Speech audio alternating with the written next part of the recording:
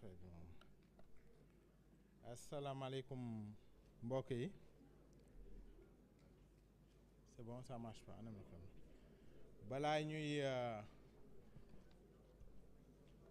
sànni suñu discours en français ngeen wax tuuti ñu wax tuuti wolof parce que dafa am solo ndax suñu mbokk yi du ñëpp ñoo dégg kàllaama nasaraan bi donc di leen wax ni kontaan nañ torop tey biñ fi ñëwee di commencer di nuyoo di leen jottali nuyoo d'abord suñu kilifa yi nga xam ne ñoom lañ fi teewal tey muy nuyoo son excellence le président de la république Bassirou Diomaye Faye di nuyoo le premier ministre bi nga xam ne moom moo fi waroon teew tey te mu bëri ma jàpp ne ñu bëri ñu ñëwoon tey fii dañoo ñëwoon pour gis ko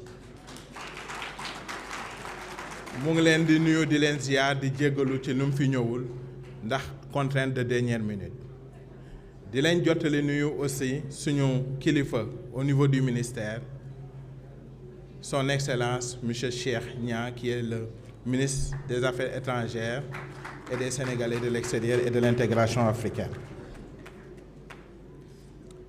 di leen wax ni tey maa ngi leen di jotli ngërëm maa ngi leen di jotli nuyoo suñu kilifa yi waaye pour man dañoo ameel ngërëm suñu kilifa yi ndax lan moo tax ndax dañu wax la première chose boo bëggee dénk nit dara da nga koy dénk ku ko xam ak ku ko mën tey jii nii au département des affaires étrangères et aux Sénégalais de l'extérieur jàpp naa ne ñiñ ko jox mën nañ ko te xam nañ ko.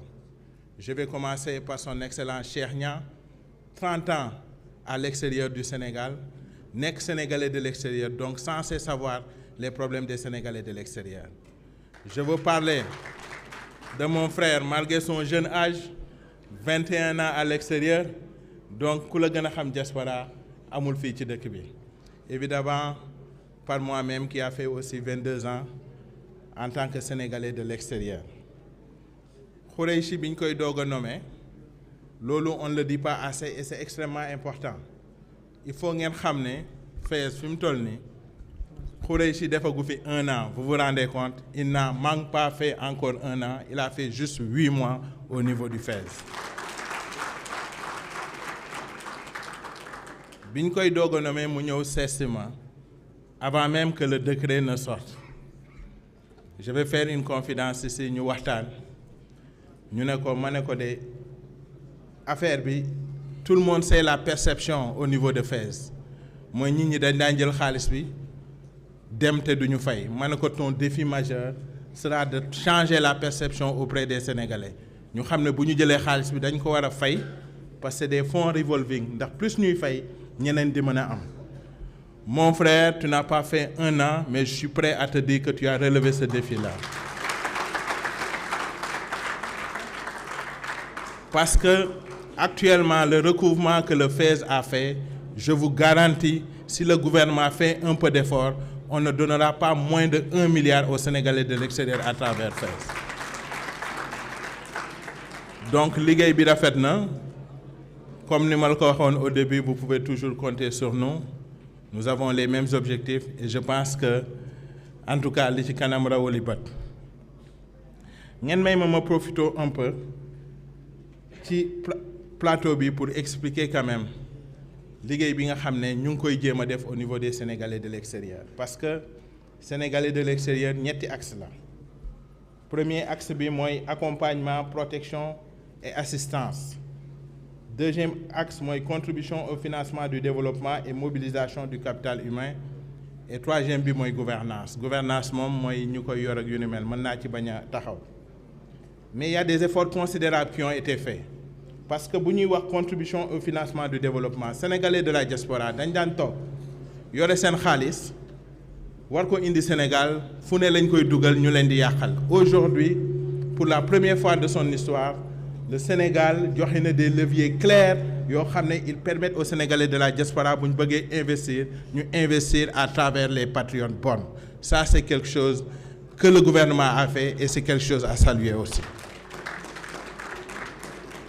bu weesoo loolu nous suñu man en tout cas et beaucoup de gens de la diaspora c'est notre combat et fu ma toll maa ngi koy wax il est temps au-delà des diasporas bonnes que tous les grands projets de l'État soient soumis au financement des Sénégalais de l'extérieur. Dama koy wax nit ñi gëmuñ ma mais nous avons tout ce qu'il faut pour développer ce pays. Il va falloir qu'on donne ces opportunités-là. Li ngeen di dégg les phosphates etc. Ils sont nombreux, ils sont brillants et ce qu'ils ont en commun c'est leur amour indéfectible pour le Sénégal. Donnons la chance à la diaspora, ils vont financer ce pays-là. La mobilisation du capital humain. Mobilisation du capital humain. Commencé nañ ci liggéey waaye la journée de la diaspora va être une journée qui va démarrer ce processus de mobilisation du capital humain parce que ci jour boobu on va ouvrir les leviers, on va dire aux Sénégalais de l'extérieur ñëw leen le pays a changé, le pays est sous un nouveau leadership et inch'Allah boo la ñëwee dootuñu xool seen xam-xam dootuñu xool di leen siis boo la ñëwee on va vous ouvrir les portes parce que nous savons que vous avez des choses à faire valoir et on est prêt à vous accueillir pour que li ngeen bëgg a joxe ngeen joxe ko fii biir Sénégal. La dernière chose et non le moindre mooy l'accompagnement, protection et assistance. Accompagnement mooy li FAISE di def ñeneen ak ñeneen di ko def mais parlons de protection et assistance. Ñun bu ñuy doog a ñëw yéen a ngi doon dégg passeport yi yéen a ngi doon dégg xale yi nekkoon Libye xale yi nekkoon Maroc. Est-ce que vous vous posez la question pourquoi déggatu leen ko fi mu toll nii? C'est parce qu'un travail remarquable a été fait par le gouvernement du Sénégal.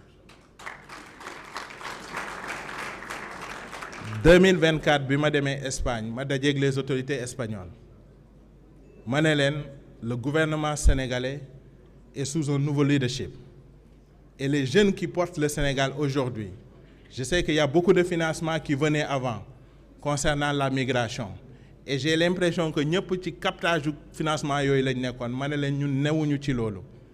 Nous tenons à la vie de nos enfants et on fera tout ce qu'il faut pour que dootuñu jëlati gaal gi waxuma ni jeex na de mais ren bi ma delluwaatee ils m'ont tous félicité en me disant monsieur le secrétaire d'État vous aviez raison parce que les chiffres ont baissé au moins de 80% les départs du Sénégal. Vous allez demander à tous nos partenaires, ils sont unanimes, ils savent que nous sommes sérieux bëggatuñoo bàyyi suñu doom yi ñuy dee ci géej gi parce que c'est notre responsabilité de les protéger et nous avons décidé de les protéger. Donc beaucoup de travail a été fait am na lu des lu bari évidemment mais sachez que nous avons les idées, nous avons les programmes, nous avons la volonté et nous avons les compétences pour le faire et Inch'Allah au fur et à mesure di ngeen gën a sentir la diaspora dans le développement du Sénégal Inch'Allah di leen gërëm di leen sant ci côté boobu.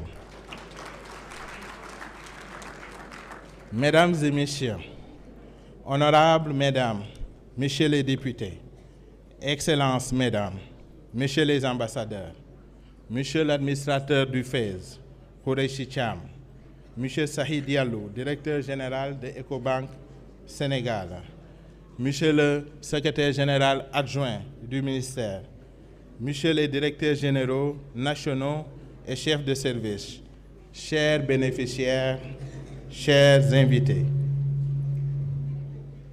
Il est dans l'exercice d'une fonction publique des moments qui procurent une profonde satisfaction morale. Celui que nous vivons aujourd'hui en est assurément un, à l'occasion de cette cérémonie solennelle de remise de financement aux bénéficiaires du Fonds d'appui d'investissement des Sénégalais de l'extérieur. Il n'est en effet rien de plus exaltant que de voir une idée se concrétiser. Cette idée, portée par une vision forte, consiste à mobiliser pleinement les Sénégalais de diaspora et à les associer au processus de transformation et de développement de notre pays. Il est établi que les transferts de fonds envoyés chaque année par nos compatriotes dépassent les investissements directs étrangers. Il est établi qu'en 2024, officiellement, 2211 milliards a été envoyé ici au Sénégal par les Sénégalais de la diaspora. Et qui connaît nos compatriotes, il faut savoir que ça, c'est juste le circuit officiel. nous sommes sûrs que le circuit non officiel est encore plus grand. Et avec ce que nous sommes en train de faire, avec le temps, Inch'Allah, je pense que tout le monde va passer par le circuit officiel parce que c'est le circuit qui va aider à développer ce pays-là, Inch'Allah. Donc, ils sont ainsi transférés annuellement vers le Sénégal. Ces ressources représentent une opportunité unique pour améliorer durablement les conditions de vie des familles restées au pays. Par ailleurs, si l'aide publique au développement demeure une expression noble de solidarité internationale, il n'en demeure pas moins que la première solidarité doit commencer par nous-mêmes. À ce titre, il est impératif que les compatriotes de la diaspora soient partie prenante des efforts nationaux. Leur engagement, mesuré notamment à travers l'intérêt croissant porté au FAISE, constitue une preuve tangible de la pertinence de cette vision et de la volonté collective d'inventer notre avenir. Nous savons tous l'importance que le président de la République, son Excellence, Bassirou Diomaye Diakhar Faye, ainsi que le Premier ministre, Ousmane Sonko, accordent aux questions relatives aux conditions de vie et à la participation de nos compatriotes établis à l'étranger. Nous sommes pleinement instruits de leur ambition et mobilisés pour créer des conditions d'une implication accrue de la diaspora dans la marche du pays.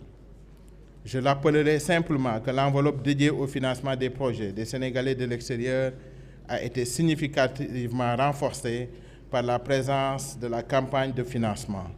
Les appuis du FAISE, comme l'a déjà rappelé l'administration du FAISE, s'articulent autour de 2 lignes de financement.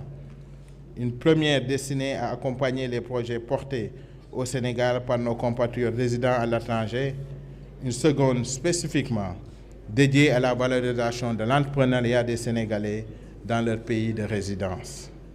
Permettez-moi à ce stade d'insister solennellement sur la nécessité d'un usage rigoureux et responsable de ces financements.